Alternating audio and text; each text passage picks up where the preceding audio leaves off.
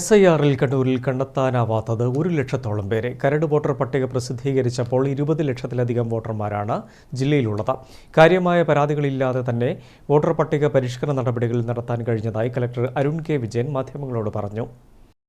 തീവ്ര വോട്ടർ പട്ടിക പരിഷ്കരണവുമായി ബന്ധപ്പെട്ട് 20,14,608 ഫോറങ്ങളാണ് കണ്ണൂർ ജില്ലയിൽ ഡിജിറ്റലൈസ് ചെയ്തതെന്ന് കളക്ടർ അരുൺ കെ വിജയൻ പറഞ്ഞു.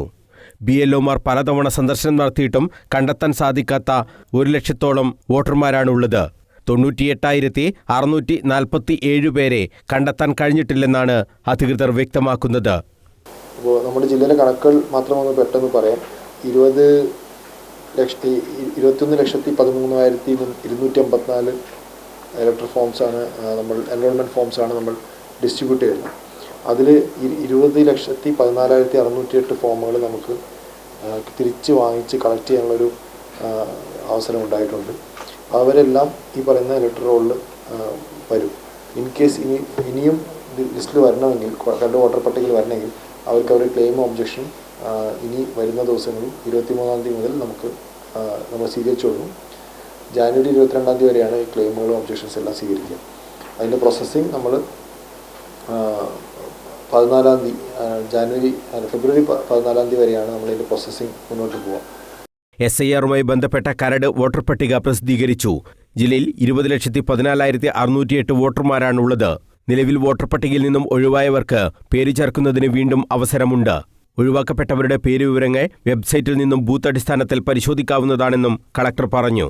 ഇപ്പോൾ ഒഴിവാക്കപ്പെട്ടവർ തദ്ദേശഭരണ തെരഞ്ഞെടുപ്പിൽ വോട്ട് ചെയ്തിട്ടുണ്ടെങ്കിൽ അത് യഥാർത്ഥ വോട്ടായി കണക്കാക്കാൻ കഴിയുമോ എന്ന ചോദ്യത്തിന് കളക്ടറുടെ മറുപടി ഇങ്ങനെ: ഇത് രണ്ട് കമ്മീഷനും 2 ലിസ്റ്റുണ്ട്. അതിലൊരു ക്രോസ് ചെക്കിങ് മാനുഷികമായിട്ട് പറ്റുന്ന കാര്യമില്ല, സിസ്റ്റത്തിൽ വേണമെങ്കിൽ ചെയ്യാൻ പറ്റുന്നതാണ്. പക്ഷേ അങ്ങനെ സിസ്റ്റം നമ്മൾ ഉണ്ടാക്കി നമുക്ക് കിട്ടിയിട്ടില്ല.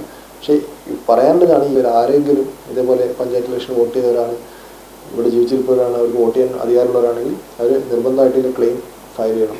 അത് മീഡിയ ത്രൂ അറിയണം. രാഷ്ട്രീയ പാർട്ടികളും അവർ ആരെങ്കിലും വിട്ടുപോയില്ല. ആ ലിസ്റ്റ് ഓൺലൈനും അവൈലബിൾ ആണ്. അതിൻ്റെ കോപ്പി അവർക്ക് അവൈലബിൾ ആണ്. നിയമസഭാ തെരഞ്ഞെടുപ്പിൽ പരമാവധി 1,200 വോട്ടർമാർക്ക് ഒരു പോളിംഗ് സ്റ്റേഷൻ എന്ന രീതിയിൽ ക്രമീകരിക്കും.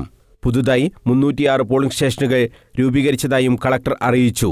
കരട് വോട്ടർ പട്ടികയിന്മേലുള്ള ആക്ഷേപങ്ങളും അവകാശവാദങ്ങളും ജനുവരി 22 വരെ സമർപ്പിക്കാവുന്നതാണെന്നും അന്തിമ വോട്ടർ പട്ടിക ഫെബ്രുവരി 21 പ്രസിദ്ധീകരിക്കുമെന്നും കളക്ടർ പറഞ്ഞു. കരട് വോട്ടർ പട്ടിക പ്രസിദ്ധീകരിക്കുന്നതിന് മുന്നോടിയായി രാഷ്ട്രീയ പാർട്ടി പ്രതിനിധികളുടെ യോഗവും ചേർന്നു. കരട് പട്ടിക കളക്ടർ രാഷ്ട്രീയ പാർട്ടി പ്രതിനിധികൾക്ക് കൈമാറി. ചടങ്ങിൽ assistant collector Ehtade Mufaseer, election deputy collector KK Bini, LA deputy collector AK Aneesh, RR deputy collector PG Minimol, വിവിധ രാഷ്ട്രീയ പാർട്ടി പ്രതിനിധികൾ എന്നിവരും സംബന്ധിച്ചു. News bureau, Kannur.